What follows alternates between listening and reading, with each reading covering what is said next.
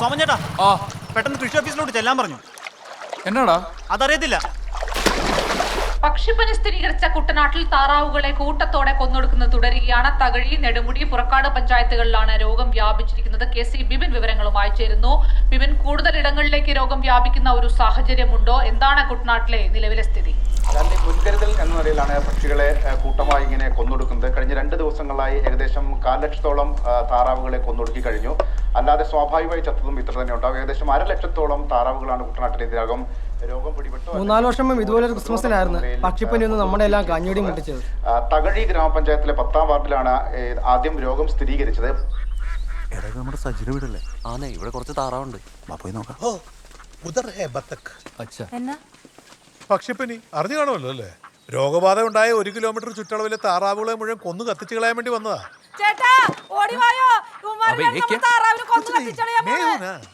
സാറേ, അതിനെന്റെ താറാവിന് കുഴപ്പമൊന്നും ഇല്ലല്ലോ സാറേ.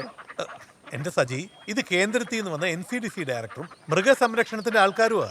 എന്നിട്ടാണ് സംരക്ഷിക്കുന്ന മരം കൊല്ലാൻ പോകുന്നത്. എന്റെ സജി, താറാവ് ഒന്നിന് 200 രൂപ വെച്ചിട്ട് കിട്ടും. നീ ഹോൾസെയിൽ ആയിട്ട് അങ്ങ് വിറ്റു എന്ന് കരുതിയാ പോരെ? എല്ലാം കൂടെ ഒന്നിച്ചങ്ങ് വിറ്റൂടെ? നിങ്ങളുടെ സുരക്ഷയ്ക്ക് വേണ്ടിയാ ഞാനിതൊക്കെ പറഞ്ഞിരുന്നത്. പിന്നെ 200 ഉലുവ ആർക്ക് വേണേ പിച്ചക്കാശി?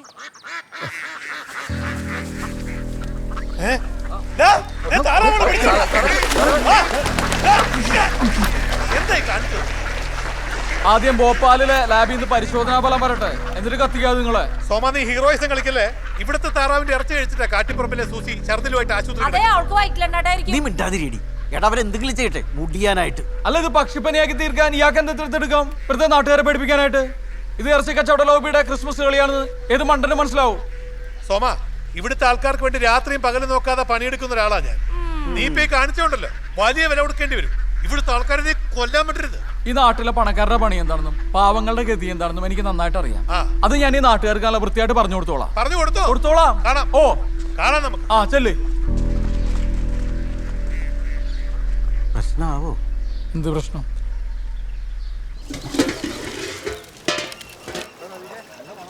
സോമൻ ചേട്ടാ, എന്നാ ബിരിയാണി പരിപാടിയൊക്കെ ബർത്ത്ഡേ വല്ലതും ആണോ? ഓ, വായനൊന്നും ഇല്ലല്ലേ? നീ ആ ബാനർ നോക്കിയടാ. അപ്പൊ ചിക്കൻ അല്ലല്ലേ? താറാവേ, ഇതിലും ഭേദം പരാമറ. എന്റെ അവൻ പോട്ടെന്ന്. സോമൻ ചേട്ടാ, നമുക്ക് തുടങ്ങാം. പിടിച്ചോ. ബോധമുള്ള ആരെങ്കിലും ഇതൊക്കെ കഴിക്കും? കാണുന്നവർക്ക് ഇതൊരു തമാശയായിട്ട് തോന്നും. പക്ഷെ നമ്മുടെയൊക്കെ ജീവിതമാണ് ഇവന്മാർ നശിപ്പിക്കാൻ നോക്കുന്നത്. നാട്ടുകാരുടെ പേടി മാറ്റാൻ ഇതല്ലാതെ വേറെ വഴിയില്ല.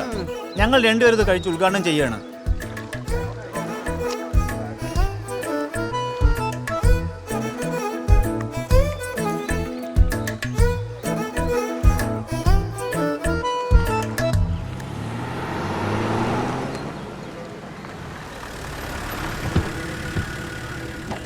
വാ സാറേ.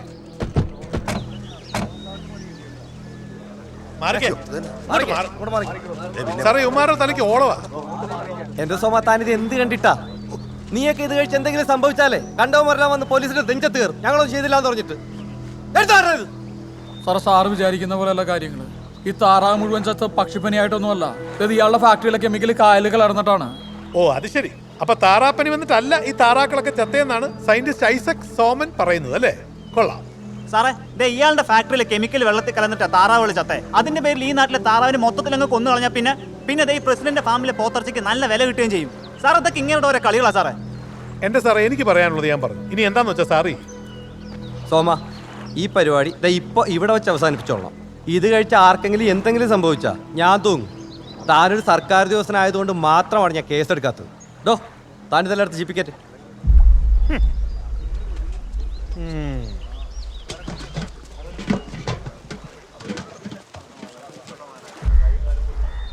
ഇതിന് പകരമായിട്ടൊരു ഇൻഡസ്ട്രി കേന്ദ്രത്തിൽ നിന്ന് ഞാൻ കൊടുത്തു വിടുന്നുണ്ട്. 2 കൈ നീട്ടി കാത്തിരുന്നു.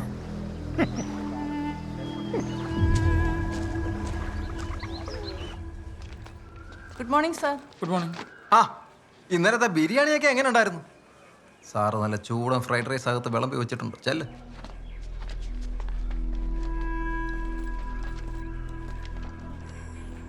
സാർ, താനിങ്ങനെ സമരം കളിച്ചിടന്നാലേ ഇവിടുത്തെ പണിയൊക്കെ ആര് ചെയ്ത് തീർക്കാനാ? സാർ, ഞാൻ അതിന് മാത്രം ദിവസം ലീവ് ഒന്നും എടുത്തില്ലല്ലോ. എൻ്റെ പണി മുഴുവൻ ചെയ്ത് തീർത്തിട്ട് ലീവ് എടുത്ത്. ഒരു സർക്കാർ ഉദ്യോഗസ്ഥരെ സർക്കാരിനെ വെല്ലുവിളിച്ചിട്ടല്ല സമരം ചെയ്തത്. തനിക്ക് ഞാനോ സർക്കാർ NOC വല്ലതും തന്നിട്ടുണ്ടോ? മൈസൂരാനെ ഭരണപക്ഷ പാർട്ടിക്കാരനാ, അത് താൻ മറക്കരുത്. ഓ, അപ്പൊ അതാണ് കാര്യം. തനിക്ക് ലോകം നന്നാക്കണമെങ്കിലേ അത് ഇവിടെ എന്തുകൊണ്ട് പറ്റത്തില്ല. തനിക്ക് കൃഷി വകുപ്പിലാ ജോലി. സാറ് കേരളത്തിലെ സകല കൃഷി ഓഫീസിലും ടൂർ അടിച്ച് കിടക്കുമ്പോഴും ഞാൻ ഇവിടെ തന്നെ നിന്നിട്ടുണ്ടെങ്കിൽ എനിക്ക് നാട് നന്നായി കാണണമെന്നുള്ള ആഗ്രഹം കൊണ്ടാ. അതിന് പറ്റത്തില്ലെങ്കിൽ ഞാൻ VRS എടുത്തോളാം. സോമ, ഒരരിശത്തിന് കട്ടിച്ചാടിയ 7 അരിശത്തിന് തിരിച്ചറിയാൻ പറ്റത്തില്ല. സാറേ, എൻ്റെ അച്ഛനായിട്ട് എടുത്ത് ലോൺ ഉണ്ടായിരുന്നു. അത് കഴിഞ്ഞ ആഴ്ച ഞാൻ അടച്ചു തീർത്തു. ഇനി കുറച്ച് ലോകം നന്നാക്കാൻ പറ്റുമോ ഇല്ലയോ എന്ന് ഞാനൊന്ന് നോക്കട്ടെ.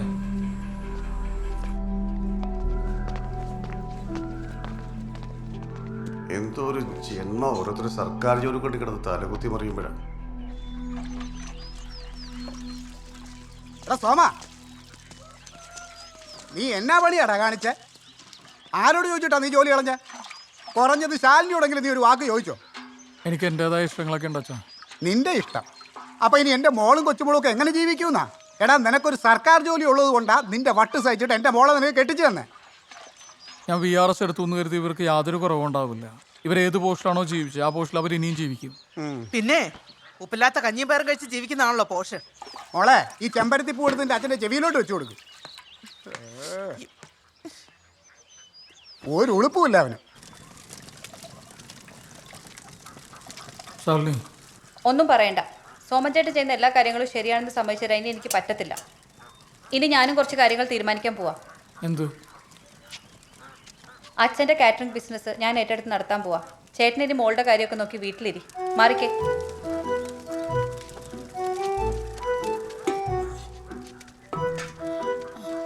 ആ, നമുക്ക് ഇനി എല്ലാവർക്കും കൂടെ വട്ടത്തിലിരുന്ന് നെല്ലിക്ക ജ്യൂസ് കുടിക്കാം.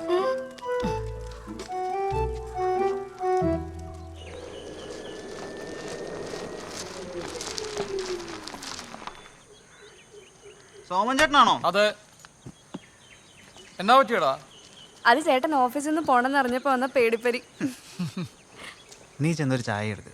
വേണ്ട, ഈ മോദകൂട്ട് തിളപ്പിച്ച വെള്ളം മതി.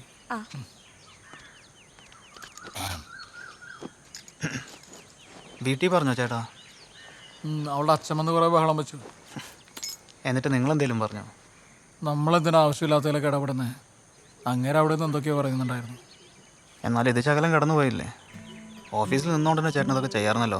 ഞാൻ അവിടുന്ന് പോകുന്ന എല്ലാവർക്കും സന്തോഷമുള്ള കാര്യമല്ല ചന്തു. ഇനിയിപ്പോൾ എൻ്റെ ബഹളമൊന്നും ഉണ്ടാവില്ലല്ലോ. ആ മൈസൂർ അന്യ സണ്ണിയുടെ എല്ലാം ഒച്ചപ്പാടിൻ്റെ ഇടയിൽ നിങ്ങളുടെ ബഹളങ്ങളല്ലേ ചേട്ടാ എനിക്കൊക്കെ ഒരു ആശ്വാസം. ചില ഭാരങ്ങളൊക്കെ തലേന്നിറക്കി വെക്കുന്നൊരു സുഖമാണ് ചന്തു. അച്ഛാ, ഇന്നലെ രാത്രിയിലെ ടെമ്പറേച്ചർ വല്ലെണ്ണം കൂടി, ശ്വാസം മുട്ടലും. അതാ പിന്നെ അവർ ICUലോട്ട് മാറ്റിയത്. ഇല്ലില്ല, അച്ഛൻ വരണമെന്നില്ല. ഇന്ന് തന്നെ മാറ്റും വാർഡിലോട്ട്. ശരി. എന്താ പറഞ്ഞ അച്ഛൻ? അച്ഛൻ വരണമെന്ന് ചോദിച്ചു. ഞാൻ വേണ്ടെന്ന് പറഞ്ഞു.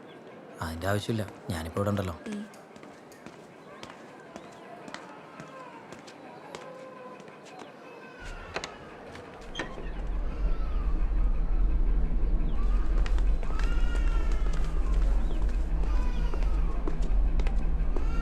ചന്തുവിന്റെ വൈഫല്ലേ? ഇതൊന്ന് സൈൻ ചെയ്യണം.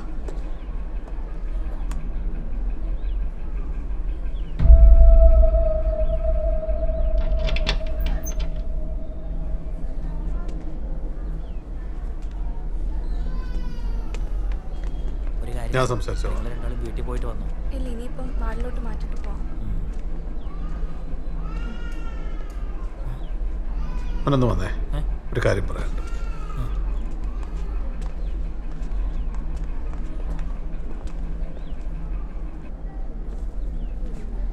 സംഗതി താറാവ് പനിയാണെന്നാ പറയുന്നത്. അധിക നേരം ഇവിടെ നിൽക്കണ്ട. രാമങ്കരിയിലെ ഒരു 78കാരൻ ഇത് വന്ന് മരിച്ചു എന്നാ അറിയുന്നത്. എത്രയും പെട്ടെന്ന് ഇവരെ വിളിച്ചോണ്ട് പോയിക്കോ.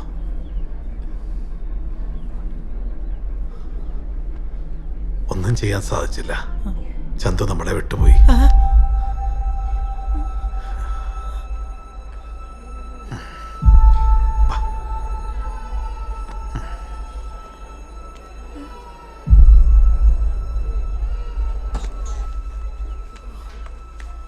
എന്താ എന്ത് പറ്റി? അവൻ പോയടി. ചന്തു പോയി. ചന്തു, എനിക്ക് കാണണ്ട. വേണ്ട. ഇല്ല, എനിക്ക് കാണണ്ട. എന്നെ വീട് പോവണ്ട. പോണ്ട. കണ്ടാ മതി. വേണ്ട, പോ.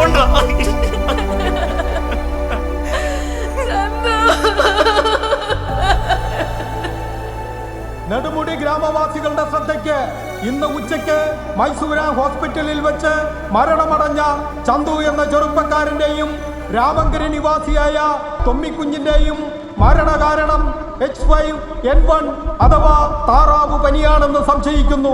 ജനങ്ങൾ അതീവ ജാഗ്രത പുലർത്തുക.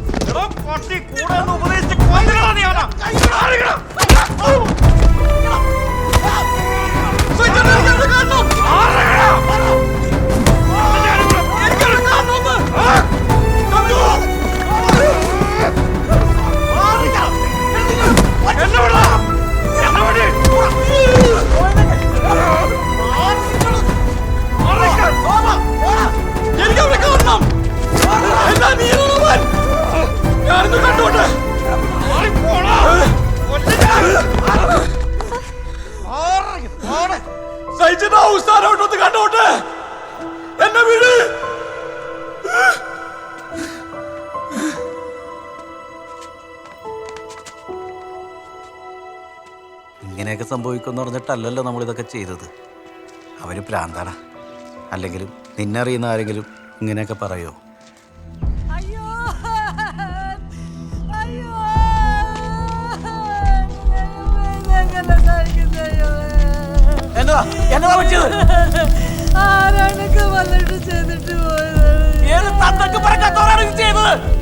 താറാവത്ത് സെറ്റപ്പായിട്ട് കിടക്കല്ലേ, അച്ചാറിട്ട് വെച്ചോ, അടുത്ത കൊല്ലം വിൽക്കാം.